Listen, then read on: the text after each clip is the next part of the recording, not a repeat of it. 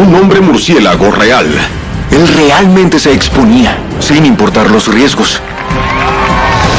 Un joven y audaz cirujano intenta lo imposible. Esto nunca antes había realizado con éxito. Y una increíble llegada directo a Hollywood. Solo tenía una oportunidad. Debía salir perfecto. Estos son los misterios en el museo.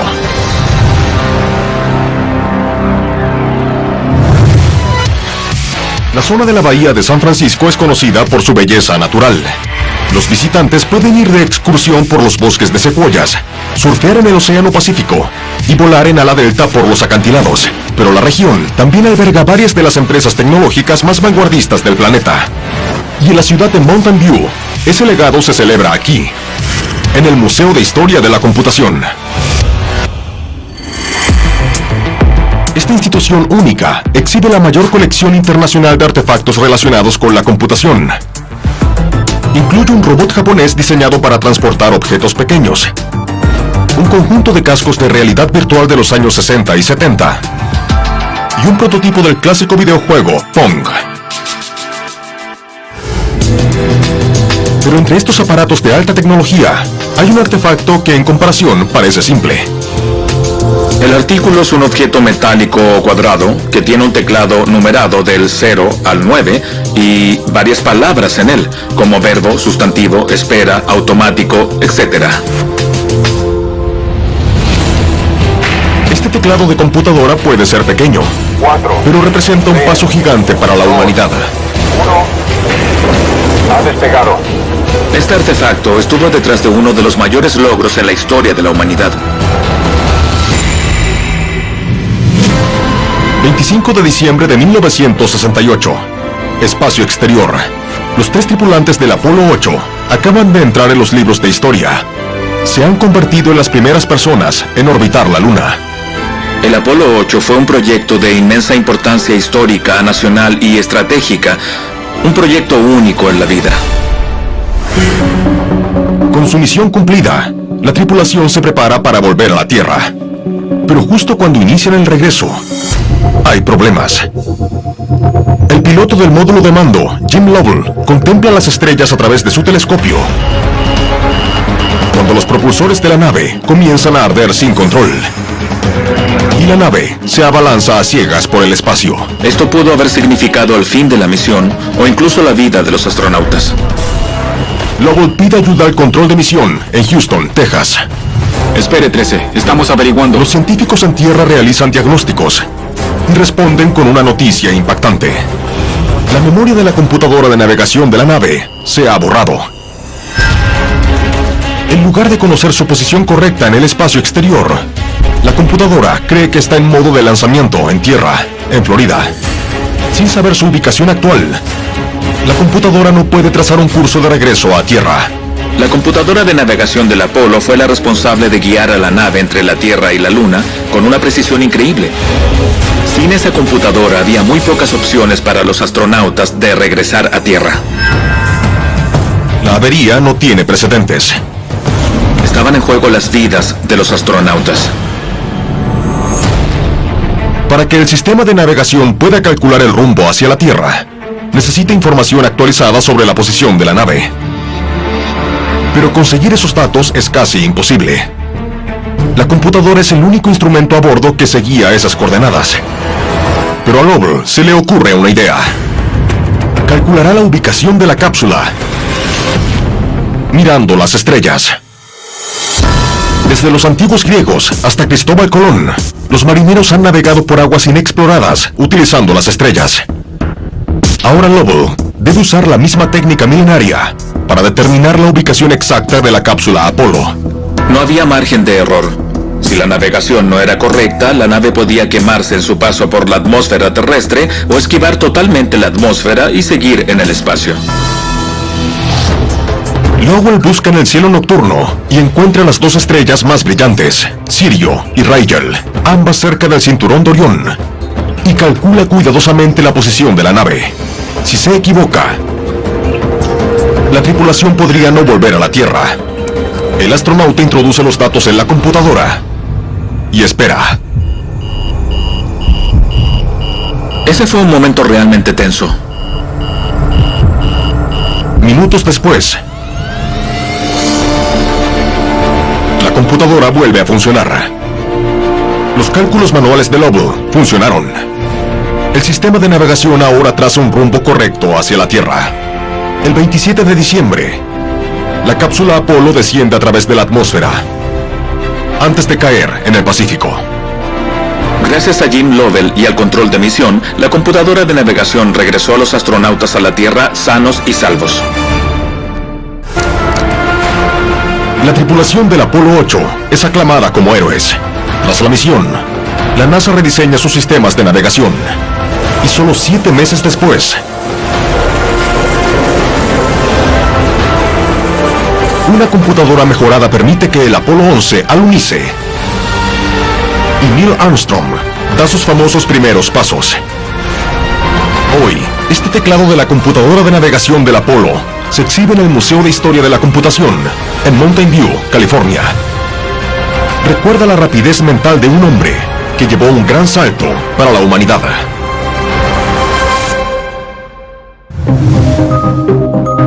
Pizza de masa gruesa, el famoso teatro de comedia Second City y Wrigley Field hacen de Chicago, Illinois, un destino vacacional lleno de diversión. Y en el corazón de todo esto, hay una institución de vanguardia que celebra el lado más serio de la ciudad de los vientos. El Museo Internacional de Ciencias Quirúrgicas. Se expone una colección de prótesis antiguas.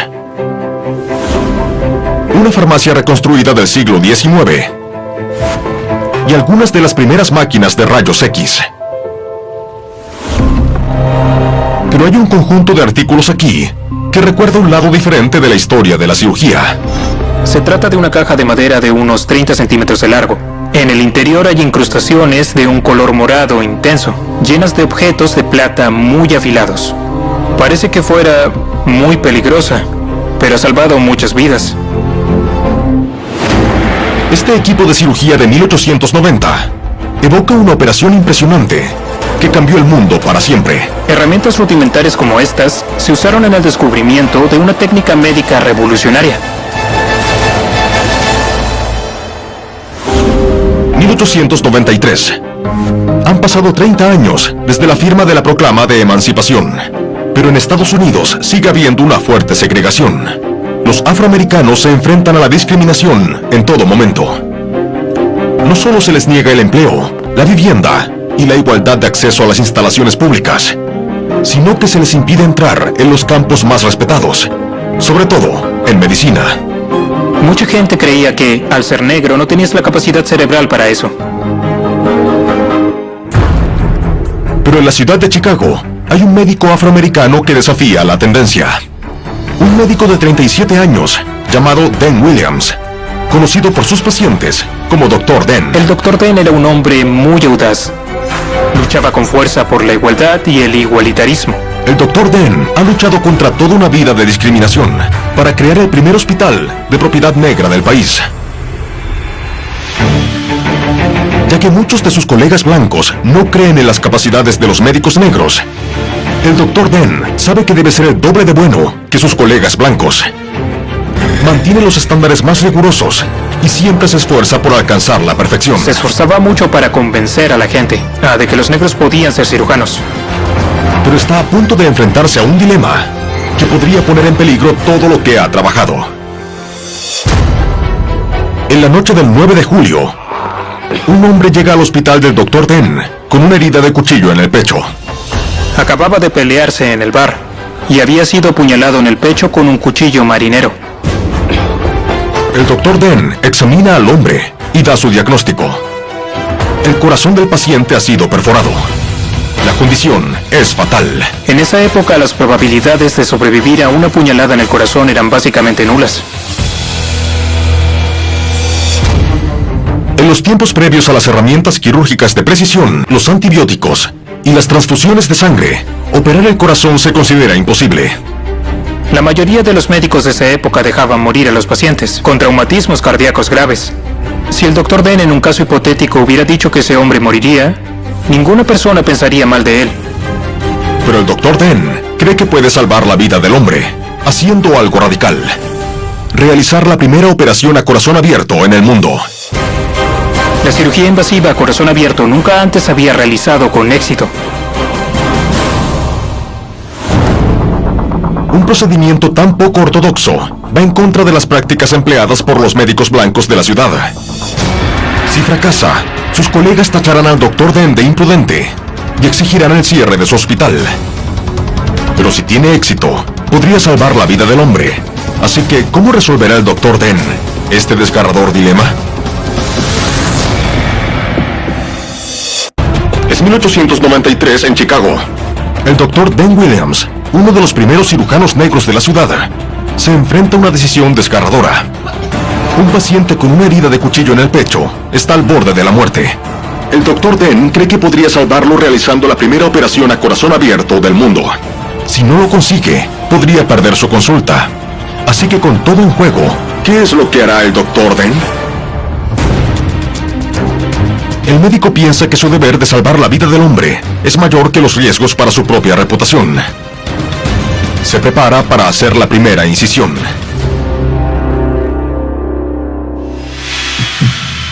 El Dr. Den debía estar muy nervioso. Estaba ante un precipicio, que pocos cirujanos se atrevían a acercarse. El joven médico lucha por mantener sus manos firmes, mientras abre el pecho de Cornish. Era el momento de la verdad.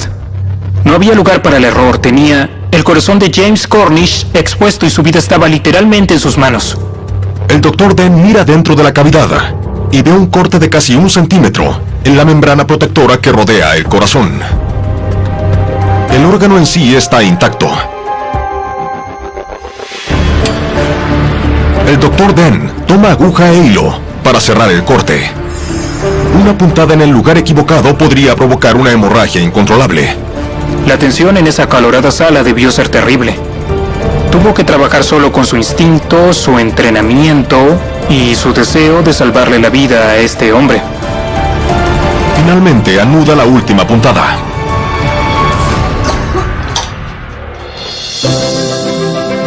Para su alivio, el corazón del paciente sigue latiendo. Esta fue la primera operación a corazón abierto realizada con éxito en el mundo. Demostró que el órgano más delicado del cuerpo podía operarse con éxito. El Dr. Den salvó la vida de Cornish. 7 semanas después de la intervención, le dieron de alta en el hospital, totalmente recuperado. Cuando la noticia de su procedimiento pionero se extiende por la comunidad médica, sus colegas se ven obligados a reconsiderar las capacidades de los médicos afroamericanos. La gente empezó a hablar del Dr. Den no solo como un cirujano negro, sino como uno de los grandes cirujanos de la época y punto. En los siguientes años, médicos de todo el país se inspiran para seguir los pasos del Dr. Den. Ahora se realizan más de 500,000 de exitosas cirugías a corazón abierto al año en Estados Unidos.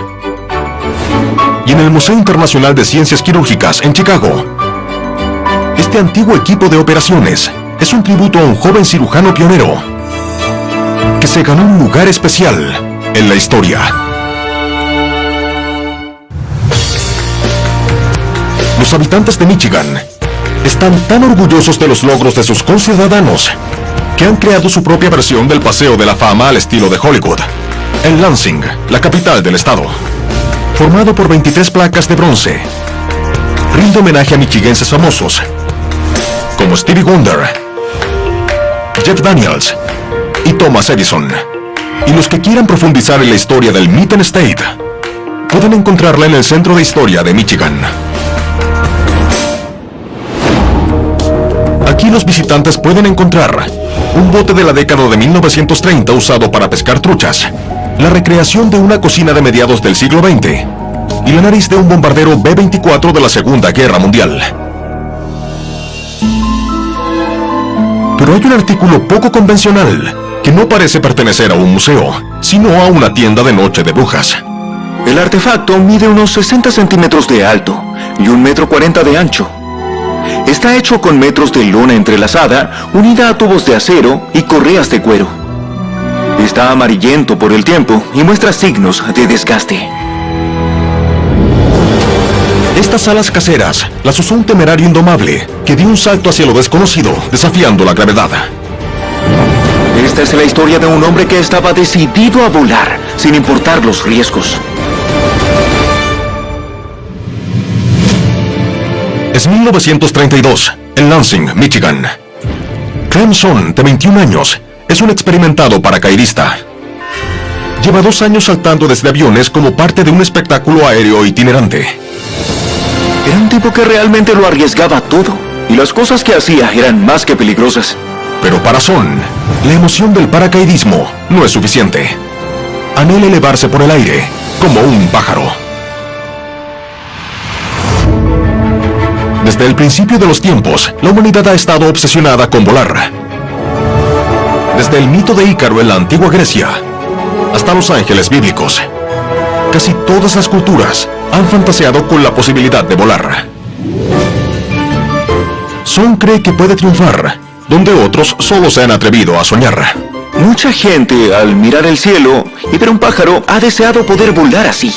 Pero para Son, ese sueño estaba muy enraizado en su ser y necesitaba hacerlo realidad. Son cree que hay una forma de alcanzar su meta: diseñar y construir un traje de vuelo con alas. Son estudia la anatomía de los mamíferos alados, como murciélagos y ardillas voladoras. Al igual que los humanos, estos tienen codos, muñecas y rodillas. Se le ocurrió que podía hacer alas para un humano muy parecidas a las de los murciélagos y las ardillas voladoras. Son utiliza tubos de acero para formar un armazón para las alas. Luego extiende una lona de alta resistencia sobre el armazón y la sujeta a los brazos de su mameluco. Incluso cose una aleta de cola entre las piernas. Era asombroso. Era un traje completo, con alas a los lados y una aleta que se sujetaba entre las piernas. Es increíble que alguien pudiera concebir esto y armarlo.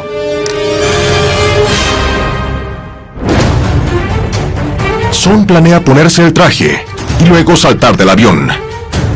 Espera que las membranas creen suficiente resistencia al aire para permitirle planear horizontalmente. E incluso cree sustentación. Cree que el traje le permitirá volar durante un corto tiempo antes de que el impulso ceda. Cuando lo haga, tirará de la cuerda de un paracaídas y bajará seguro a tierra. Nadie ha intentado un salto como este, y definitivamente roza la locura.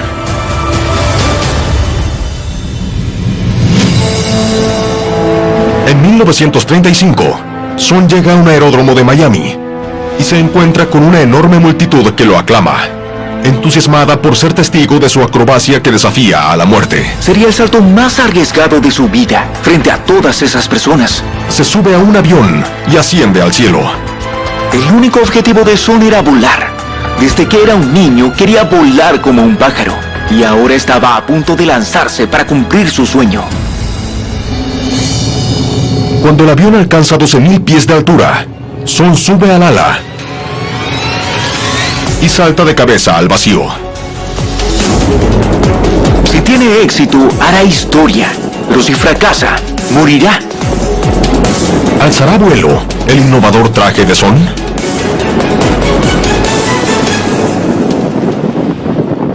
Estamos en 1935. El paracaidista acróbata Clem Son está decidido a llevar sus habilidades aeronáuticas a otros niveles. Así que ha diseñado un traje especial con alas que le permitirá volar de verdad. ¿Podrá este aventurero alado volar como un pájaro? 3 kilómetros más abajo, la multitud contiene la respiración al ver a Son caer libremente por el cielo. Los ansiosos espectadores observan para vislumbrarlo. Entonces, son testigos de algo increíble. Él abre los brazos y de pronto ya no va cayendo. Está volando. Son surca el cielo como un pájaro. Logra sustentación y ahora es capaz de viajar hacia arriba y no hacia abajo. Hacía giros, bucles y volteretas y simplemente se movía de una manera que nadie había visto antes. Y con miles de espectadores mirando hacia arriba este gran escenario, pudo hacer lo que quería hacer. Voló. Finalmente, Son tira de la cuerda de su paracaídas y se desliza con seguridad hasta el suelo. Debió sentirse eufórico al aterrizar. Fue el primero en lograr usar un traje con alas para volar. La hazaña de Son desafiando a la muerte es noticia en todo el país. Y se gana un apodo muy apropiado: el hombre murciélago. Durante el siguiente año y medio, Son actúa sin parar en todo el mundo. Son, estando en el cielo, se sentía tan a gusto como en la cocina de su abuela. Hoy en día, el traje aéreo moderno está basado en el primer diseño de Son. Incluso ahora, 80 años después, los trajes aéreos siguen inspirándose en lo que hizo Clem Son. Su impacto se ve en los trajes alados modernos. Es un logro verdaderamente increíble. Y este conjunto de alas originales de Son se exhibe en el Centro de Historia de Michigan. Es un recordatorio de este temerario de las alturas que se convirtió en un verdadero hombre murciélago. Tampa, Florida, acoge al evento anual más querido del estado, el Festival Pirata de Gasparilla. Cada año, miles de bucaneros fiesteros se reúnen para celebrar las raíces de capa y espada de la ciudad. Y para los visitantes que quieran saber más sobre el colorido pasado de la región, está el Centro de Historia de la Bahía de Tampa. Aquí pueden ver puntas de flecha del año 200 después de Cristo, herramientas del siglo XIX de un rancho ganadero en Florida, y rollos de puros cubanos que ayudaron a dar a Tampa el apodo de capital del puro. Pero entre estas diminutas reliquias, hay un objeto mucho más grande, con una grave historia que contar. Este artefacto mide 137 centímetros de alto por 43 centímetros de ancho y unos 4 centímetros de profundidad. Tiene aspecto envejecido, algunas fechas grabadas y el nombre de Ramson Clark. Esta lápida desgastada por el tiempo está relacionada con una historia épica de amor, devoción y supervivencia contra todo pronóstico. Está dedicada a un hombre que fue dado por muerto. 1835, territorio de Florida. El ejército estadounidense libra una guerra contra los indios seminolas por el control de las tierras fértiles del centro de Florida. La adquisición de tierras encabezaba la agenda estadounidense y los seminolas, predeciblemente, protegían sus tierras. En el frente estadounidense hay un soldado raso, llamado Ramson Clark, de 23 años. Ha servido con orgullo en el ejército por 2 años, pero ahora anhela colgar su rifle y volver a su casa con su prometida, una joven llamada Lucy. El amor de su vida lo esperaba en Nueva York y él estaba decidido a volver a verla. Lo que no sabe es que sus esperanzas de un feliz reencuentro están a punto de ser atacadas. El 28 de diciembre, Clark y cerca de casi 100 soldados están patrullando en lo más profundo del territorio seminola, cuando de pronto son emboscados por un grupo de guerreros. Fue completamente inesperado. No puedo imaginarme el miedo que debió sentir Clark en ese momento. Clark y los soldados estadounidenses se apresuran a responder al ataque, pero se ven superados. Los estadounidenses eran menos y fueron derrotados. Las balas atraviesan la pierna, el brazo, el hombro y el pecho de Clark. Estuvo a punto de morir, de verdad. El soldado pierde el conocimiento y cae al suelo. Tiempo después vuelve en sí. A pesar de sus graves heridas, Clark seguía vivo. El joven soldado descubre que sigue en el campo de batalla. El combate ha terminado y está claro que a los estadounidenses no les fue bien. Está rodeado por sus compañeros muertos. La escena era atroz. La visión y los olores debieron ser horribles. Clark se alegra de estar vivo, pero su pesadilla recién comienza. Siente mucho dolor y se desangra por sus heridas. Clark debió estar asustado como nunca antes en su vida. Si no recibe atención médica pronto, de seguro morirá. Pero la ayuda más cercana está en un fuerte estadounidense, a más de 80 kilómetros de distancia, a través de una densa selva plagada de serpientes, cocodrilos y hostiles guerreros seminolas. Ya era una tarea difícil para un hombre sano. Clark levanta su cuerpo acribillado del suelo y comienza el largo viaje hacia el fuerte. Con cada movimiento gritaba de dolor. Durante el día siguiente, el soldado herido se abre paso a través de la selva. El camino era lento, pero seguía avanzando. El pensar en Lucy le dio la determinación de salir de ahí con vida. Pero de pronto, Clark se detiene en seco. Justo delante de él, hay un indio seminola armado. Se encontró cara a cara con la muerte. En un instante, el guerrero ataca.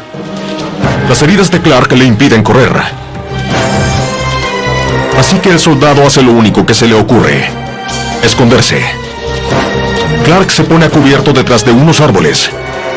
Luego se sumerge en un grueso montón de hojas y se entierra lo más profundo que puede. Clark permaneció quieto y en silencio. El guerrero seminola lo seguía buscando. Clark contiene la respiración, mientras el guerrero se acerca cada vez más. Un movimiento en falso y su vida se acabaría. Es 1835, en el territorio de Florida. Tras una feroz batalla entre el ejército estadounidense y la tribu seminola, un soldado llamado Ramson Clark fue dado por muerto. Su única opción para sobrevivir es llegar a la base, a más de 80 kilómetros de ahí. Pero cuando se encuentra cara a cara con un guerrero seminola, su única opción es ocultarse bajo un montón de hojas. ¿Acaso logrará salvarlo su camuflaje improvisado? El guerrero seminola busca entre la maleza a escasos centímetros. Clark se esfuerza por mantener su dolorido cuerpo quieto. Justo cuando cree que no puede aguantar más, el guerrero se adentra en el bosque. Eso fue un gran alivio para Clark. El soldado raso sale de su frondoso escondite y continúa su viaje.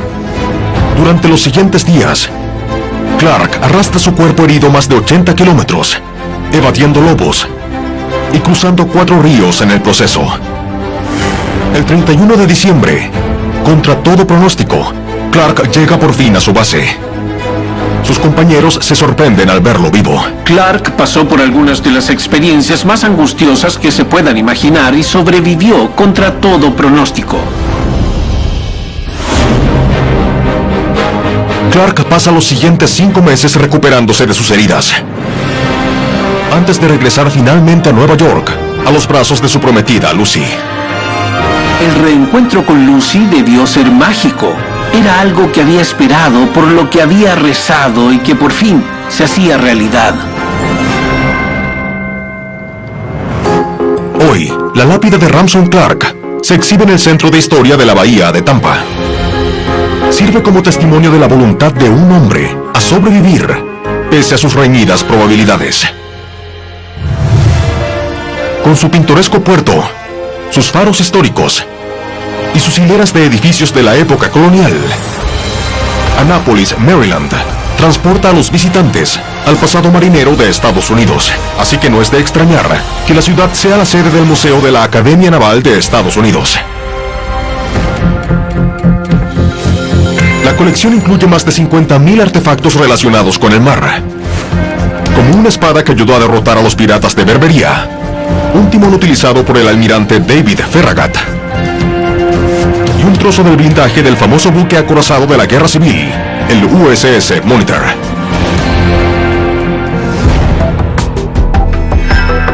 Pero incluso entre estas ilustres reliquias, hay un objeto que destaca. Mide 1,80 m de largo por 1,20 m de alto. Está hecho de una tela marrón muy maltrecha con parches azules y muchos agujeros y rasgaduras. La arpillera tiene 25 centímetros de alto y lleva escrita la frase: "No abandonen el barco". Esta frase es el lema no oficial de la Marina de Estados Unidos. Lo que pocos saben es que este lema se originó en una batalla desesperada que cambió a Estados Unidos para siempre. Es considerada una de las banderas más importantes e inspiradoras en la historia de Estados Unidos.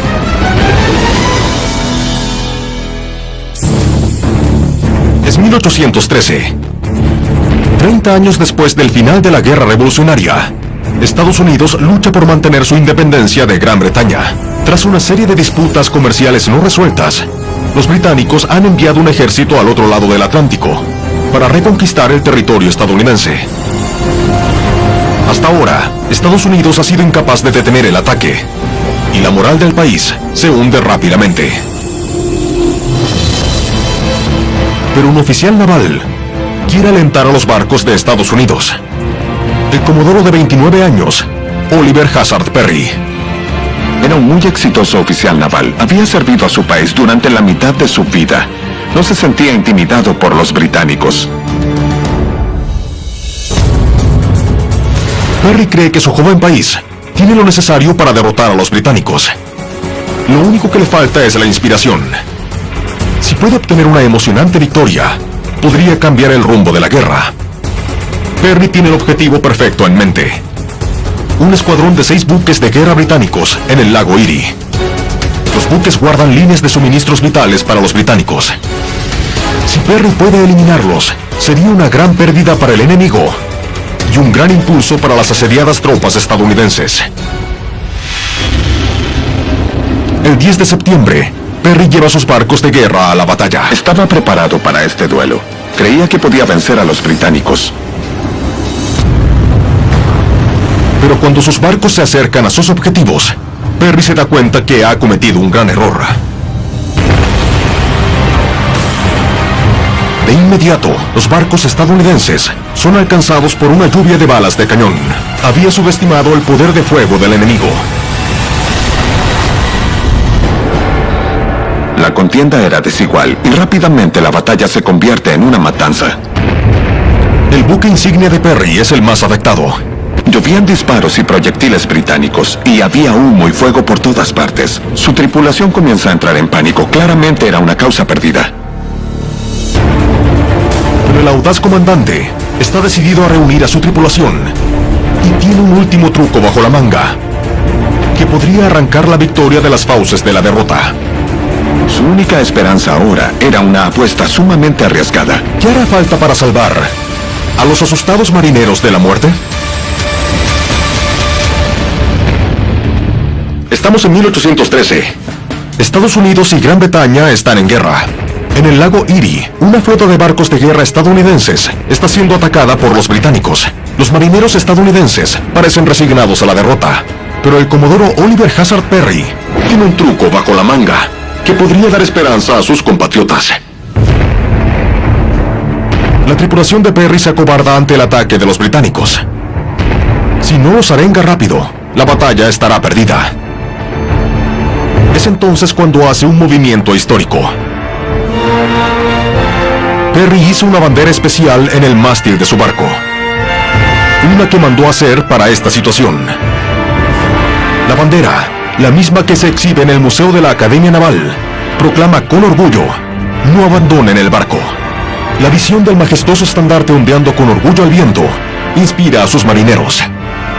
Estas palabras inspiran a los estadounidenses a enfrentarse con los británicos. Perry lleva la lucha directamente hacia el enemigo. Su flota navega de frente contra los británicos, haciendo que los invasores se atemoricen. 2 de los barcos incluso chocan. Perry se aprovecha de la confusión y golpea a los barcos británicos con un atronador fuego de cañón. En pocos minutos, los británicos se ven obligados a rendirse. Fue una victoria decisiva y cambió el rumbo de la guerra.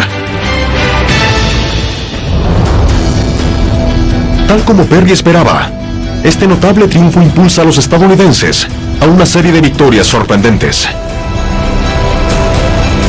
En 1815 el conflicto termina y los británicos son expulsados de Estados Unidos para siempre. De ahí en adelante, el lema de la bandera de Perry se convierte en un grito de guerra de la Armada. Esta frase inspiró el ideal de que incluso contra probabilidades insuperables, la victoria es posible. Hoy se encuentra en camisetas, afiches e incluso en los uniformes de los equipos deportivos de la Academia Naval. Este viejo estandarte permanece en exhibición en el Museo de la Academia Naval de Estados Unidos. es un recordatorio de un valiente comandante y de la heroica declaración que inspiró a generaciones de marineros estadounidenses. Arquitectura gótica, inmensos parques nacionales y más de 3.000 kilómetros de acantilados en la costa hacen de Georgia una de las partes más bellas del país. Pero en la ciudad de Ashburn hay una institución que cataloga un lado más oscuro del estado: el Museo del Crimen y el Castigo. Ubicado en una antigua cárcel, el museo exhibe artefactos relacionados con la vida tras las rejas, como un uniforme a rayas de prisionero de los años 20, un látigo del alcaide con 9 correas conocido como Gato de las 9 colas, y una réplica de una silla eléctrica llamada Vieja Chispa. Pero uno de los artículos aquí está vinculado a una historia que ofrece aún más impacto. Este artefacto es una bola de hierro de alto grado. Es bastante pesada, está oxidada por la edad, desgastada por años de duro trabajo, y tiene una cadena corta unida a ella. Una bola y una cadena como esta jugaron un papel central en una fuga épica que llegó hasta Hollywood. Usar un artículo como este inspiró a un hombre a luchar contra el sistema.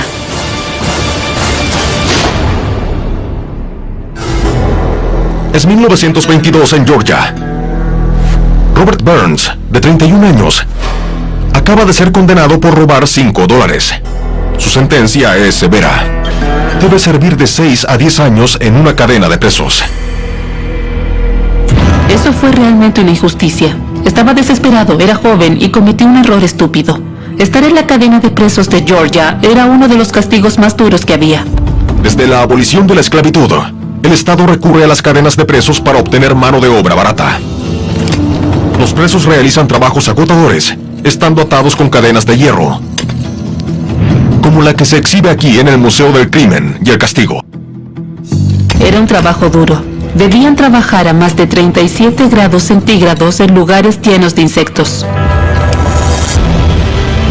Los reclusos son sometidos a violentas palizas que los dejan maltrechos, magullados y ensangrentados. Se les infectaban los tobillos donde tenían la bola y la cadena. Para Robert Burns, los horrores cotidianos en la cadena de presos no se parecen a nada que haya podido imaginar. Sufría día tras día. Sabía que tenía que actuar. Así que idea un audaz plan de escape. Burns logra que otro preso le ayude a romper su bola y su cadena. La daña lo suficiente como para que parezca intacta, pero que sea fácil de quitar. Luego, en uno de sus descansos, correrá hacia el bosque. Si logra escapar de los guardias y de su feroz jauría de perros, pedirá aventones hasta Atlanta y saltará a un tren que vaya hacia el norte. El 21 de junio, Burns pone en marcha su plan. En el campo se sienta en el césped y se quita el brazalete del tobillo. Comprueba que el guardia no está mirando y sale corriendo. Solo tenía una oportunidad de escapar. Debía ser perfecta. Burns huye hacia el bosque, pero nada más empezar a correr, oye cómo las balas le pasan por la cabeza y los perros les ladran a los talones. Burns temía por su vida. Era el momento de la verdad. ¿Pero podrá Burns salir con vida? Es 1922 en Georgia. Un convicto llamado Robert Burns ha urdido un plan para escapar de uno de los castigos más duros en el sur de Estados Unidos: la cadena de presos. ¿Pero logrará su libertad con vida? Burns corre a través de los bosques de Georgia. Detrás de él, los guardias disparan una andanada tras otra de balas, con los sabuesos persiguiéndolo. La cabeza de Burns debía estar dándole vueltas en ese momento. Estaba preocupado, temía por su vida. Era un fugitivo. Increíblemente, después de correr varios kilómetros, Burns elude a los perros y a los guardias. Casi podía saborear la libertad. Burns se pone un traje de civil que roba de un tendedero. Luego hace señas a un automovilista que lo lleva a Atlanta. Tras varios días de fuga, Burns consigue llegar a Chicago. Aunque sigue siendo un delincuente buscado, la policía de Georgia carece de tiempo y recursos para continuar su búsqueda. Burns está vivo y libre. Pero ese no es el final de la historia. Burns es incapaz de olvidar los recuerdos de su brutal trato en la cadena de presos. Así que decide compartir su experiencia, con la esperanza de que algo bueno salga al exponer esa crueldad. Burns fue testigo de las palizas y humillaciones en la cadena de presos en Georgia, lo que lo impulsó a actuar. Quería acabar para siempre con este sistema abusivo. En 1932, Burns publica un libro autobiográfico titulado Soy un fugitivo de una cadena de presos de Georgia. Se convierte en un gran éxito de ventas, llamando la atención sobre el duro trato que reciben los convictos de las cadenas de presos. Ese mismo año, Hollywood lo convierte en una película de éxito, llevando su mensaje a más personas. La historia de fuga de Robert Burns arroja una importante luz sobre las cadenas de presos. El retrato que hace la película de las duras condiciones de las cadenas de presos abre el camino para su desaparición. En 1943, Georgia acaba definitivamente con ese sistema. Y en 1945, 23 años después de haber robado esos míseros $5, Burns fue finalmente indultado por las autoridades de Georgia. Eso demostró que un hombre puede hacer la diferencia. Hoy, el Museo del Crimen y el Castigo en Ashburn exhibe esta bola y cadena. Recuerda a un valiente prisionero cuya sensacional fuga rompió los grilletes de un sistema conflictivo. Desde un médico audaz a un hombre murciélago de la vida real, de una angustiosa fuga a un valiente comandante. Soy Don Wyman y estos son los misterios en el museo.